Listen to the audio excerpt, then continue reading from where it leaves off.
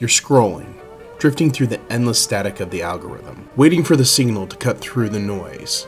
Consider, if you will, that you just found the frequency. You've just stepped off the timeline of the everyday, into the space where the forgotten history and the hidden truths finally touch down. There's the story you know, and then there's the airspace we're about to enter. Check your coordinates, because you're heading towards the landing point. Today's story, The Scrapper's Notebook. Roderick had the habit of writing things down. He wasn't a novelist, Roderick had a habit of writing things down. He wasn't a novelist, and he certainly wasn't a journalist. In fact, young Roderick's early life was chaotic at best. Expelled from junior high, he left home at the tender age of 13, drifting through young hostels in Canada and scraping by however he could.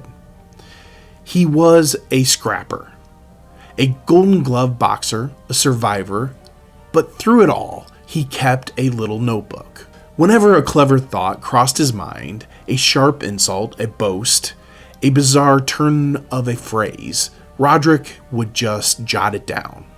He figured that someday, in his rough and tumble line of work, he might need something sharp to say when the pressure was on. His line of work, as it turns out, was a professional wrestler. For years, Roderick used the contents of the notebook to taunt opponents and infuriate arenas full of screaming fans. He became an absolute master of the microphone, whipping crowds into a frenzy with his unpredictable rants. But the story doesn't end with the wrestling ring. In 1987, Hollywood director John Carpenter was casting a science fiction film called They Live.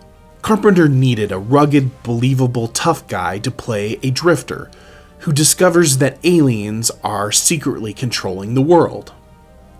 He didn't want a polished Hollywood playboy. He remembers seeing a charismatic, loudmouthed wrestler at WrestleMania 3. And decided to take a gamble. He cast Roderick in the lead role. During the filming, there came a pivotal scene. Roderick's character was walking into a bank, armed to the teeth, ready to confront the disguised alien invaders. Carpenter looked at the unpolished leading man. The script was a little thin at this particular spot. The director told Roderick he needed something punchy, a line that would make the audience sit up and take notice. "You're a talker," Carpenter said. "What have you got?" Roderick thought for a moment. He reached back into his memory, past the movie set, past the wrestling arena, back to the days of his youth, and that little notebook he had always kept handy. He had written down a bizarre, funny little thread years ago, intended to be used during an interview with the mean Gene Okerlund, but the timing had never been quite right. The cameras rolled.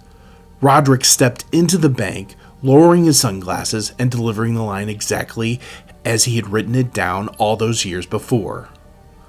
"I have come here to chew bubblegum and kick ass, and I'm all out of bubblegum." It wasn't written by a team of highly paid Hollywood scriptwriters.